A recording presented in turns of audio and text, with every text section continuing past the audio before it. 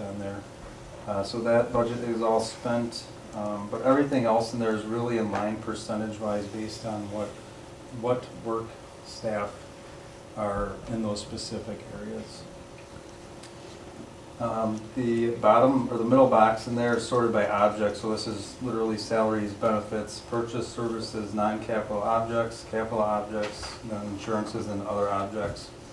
The top two, you'll see that's that 62% barrier that we're at based on teacher year. We're at 64.26% of all salaries have been paid out for the year. 62.97% of benefits have been paid. The purchase services are at 48%. Again, that's open enrollment out is once we record that, that's really going to tick up to that 100% barrier. Non-capital objects is just supplies. A lot of the classroom supplies are in there. Capital objects, we're at 97% of that. That's the larger projects that we do at every building. I don't know how much of that Travis is going to cover, but that's the stuff that we plan out. We're actually doing it now for the 2020 budget year. It's stuff we have to get quotes on, that we might have to get contractors to come in and just identify building needs. So at that point, we've really completed anything that's outside of the referendum that was taken care of out of the general fund budget. Like I said, insurance and judgments is taken care of, and then the other objects is dues and fees. So we're at 62.39% of Fund 10. The chart on the bottom, that's some of the stuff that's somewhat out of our control, the utility costs if they tick up or down. Through March last year, we spent $201,086.74. This year it's $201,086.20. So it's within 54 cents of last year. Prior to putting this together, I kind of had we did have some heating issues at the high school where that specific heating, this is every electricity account, every gas and heat. Some of the individual building accounts are over. Like the heat at the high school is over, but that's been helped out because some of the other buildings are lower.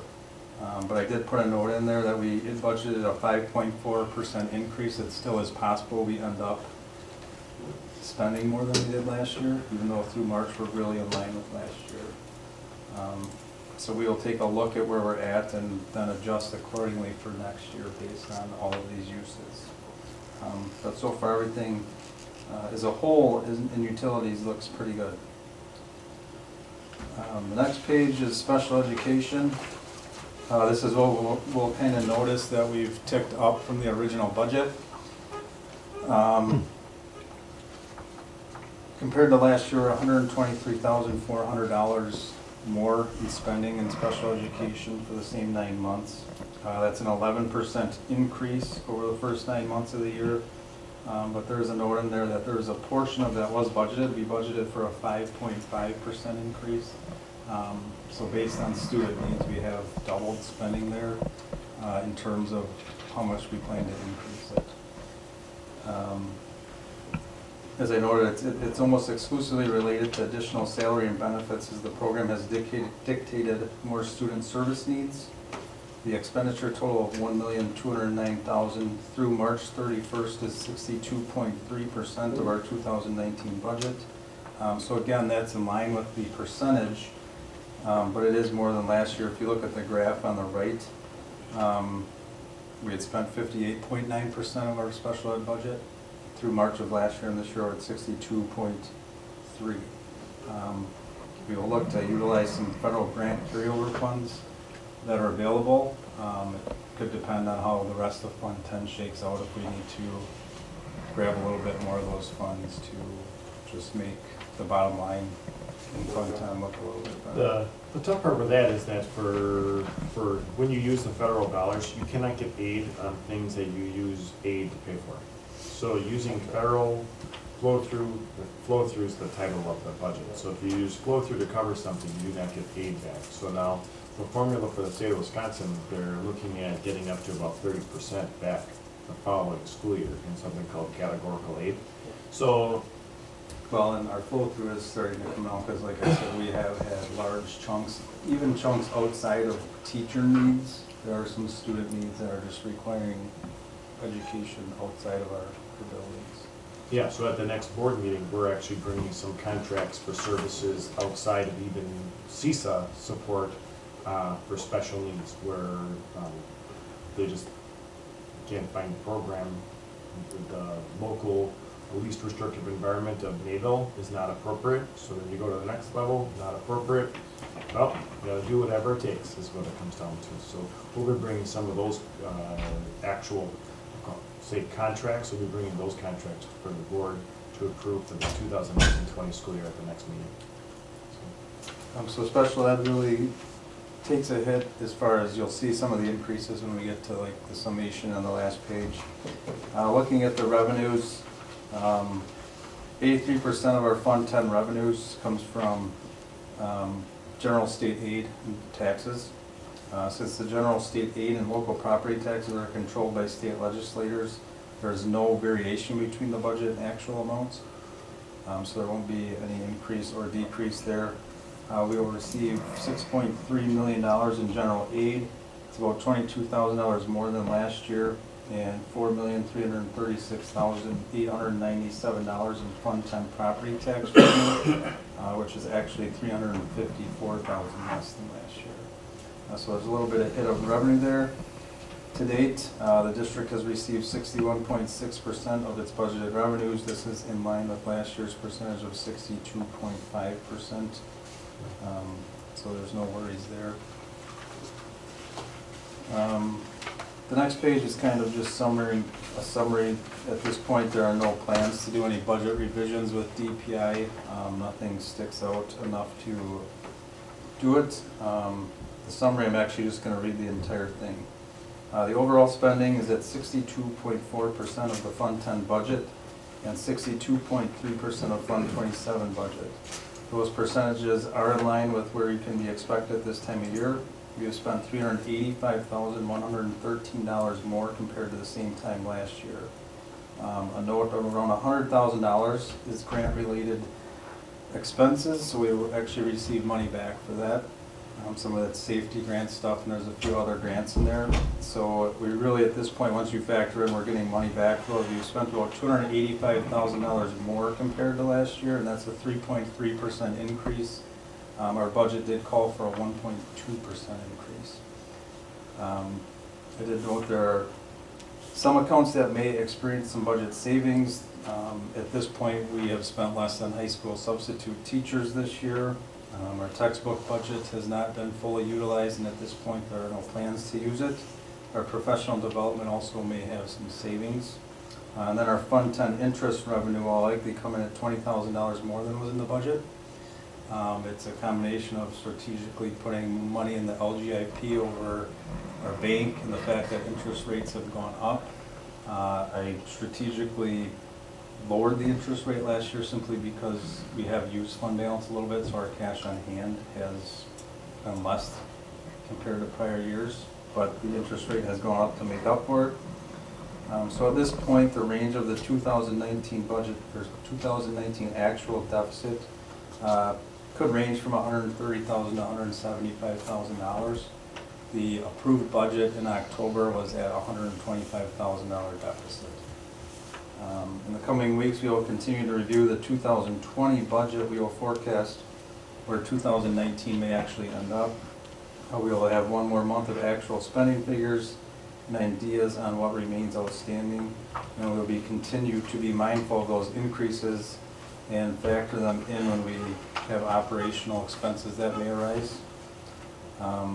There hasn't been any large unexpected or unbudgeted expenses outside of staffing. Last year we had buses, we had a truck that we needed and stuff like that. So nothing outside of staffing is really coming as a big surprise. Again, the recommendation, the administration will continue to monitor revenue and expenses on a regular basis and provide this same report to the school board in July, unless spending begins to go askew of expected patterns, in which case the report and recommendations for addressing will come up to the board sooner. And I will be sending various reports along the way. I'm going to send you the quarterly balance sheet.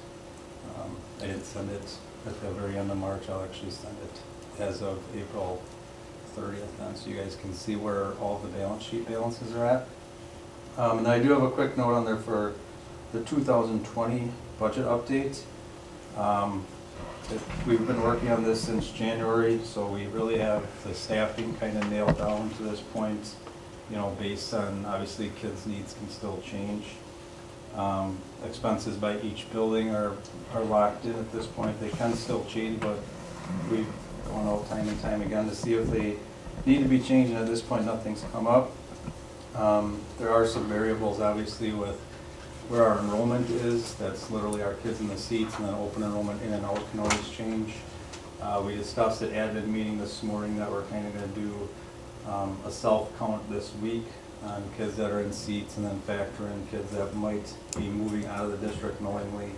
Open enrollment is closed, as Scott said, so we know those names, so we can plug in an updated enrollment count and our open enrollment numbers into our budget forecast and kind of see where things are at, which it's still going to be very fluid. The bigger part about that is the state budget revenue. We won't know for some time yet.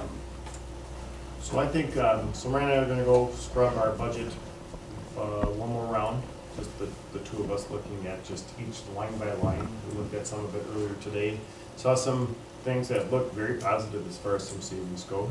But we're aware of the additional expenses related to special education, which you can see here in the report. We started the school year at about that 125 mark, and really what it came down to is we did a lot of creative reconfiguration, moving people around, budget savings throughout the district, even from last May through October. But then our open enrollment exceptions, we had some large changes in special education students that had never been in the district. They were coming at like $13,000 a student. So that quickly climbs into that 125.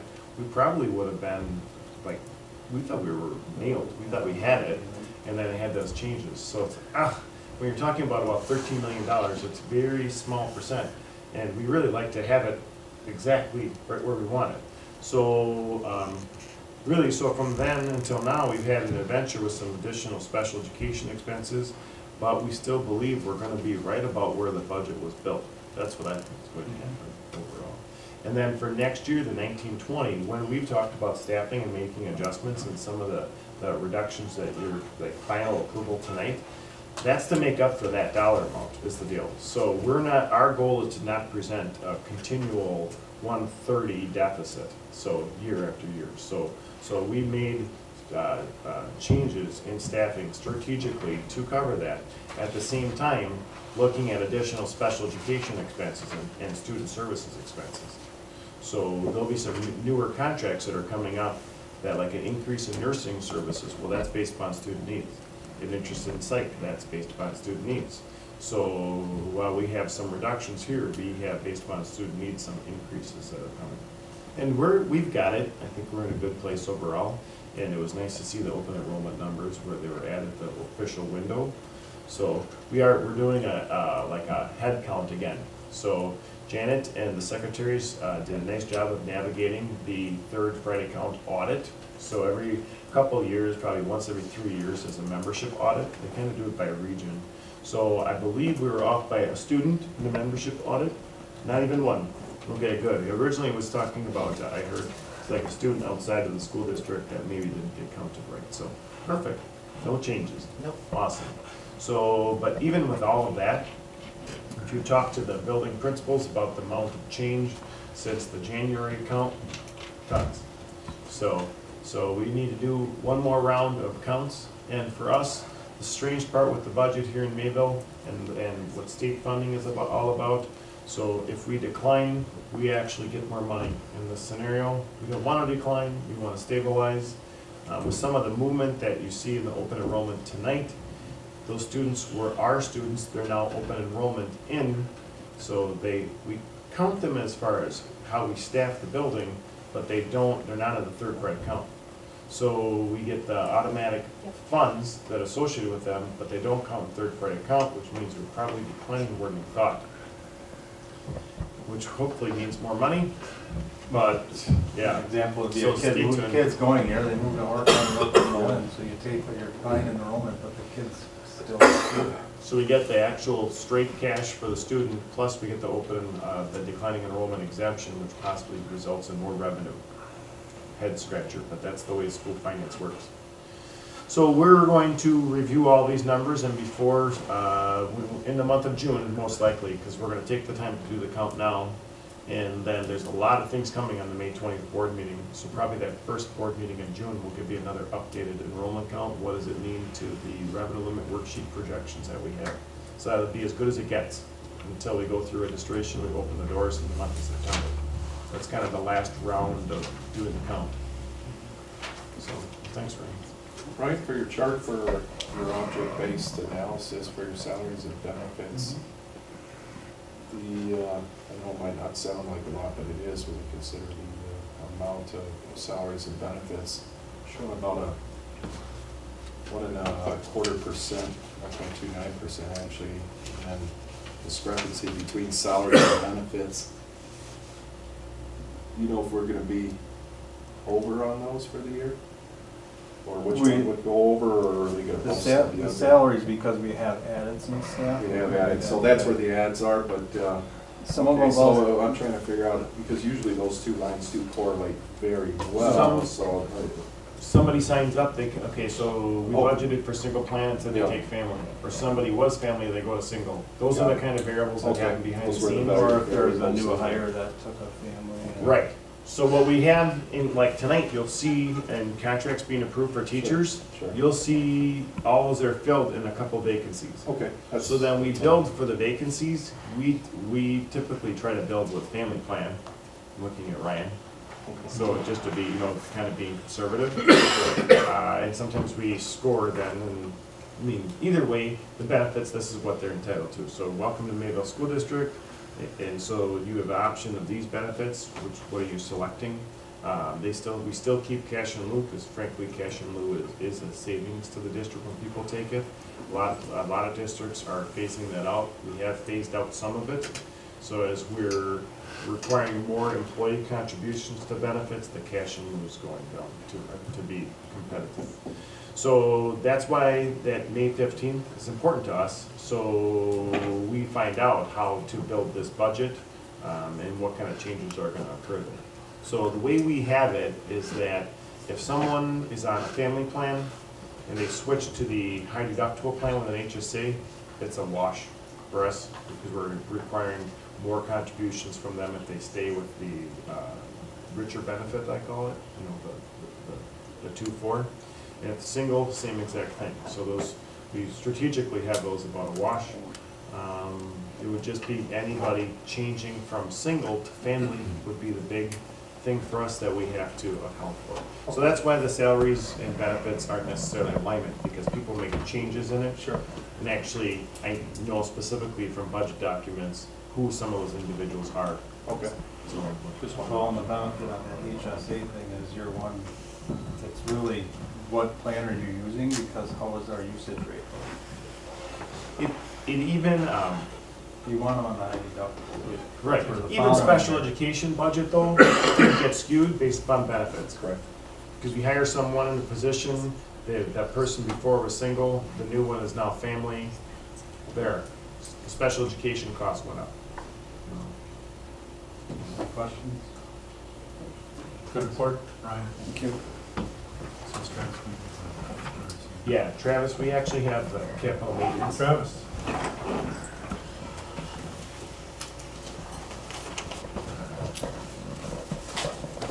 Just have a paper copy of this one. I think I have extras over there. I'm not as sophisticated as Ryan. You have Sorry. this, right?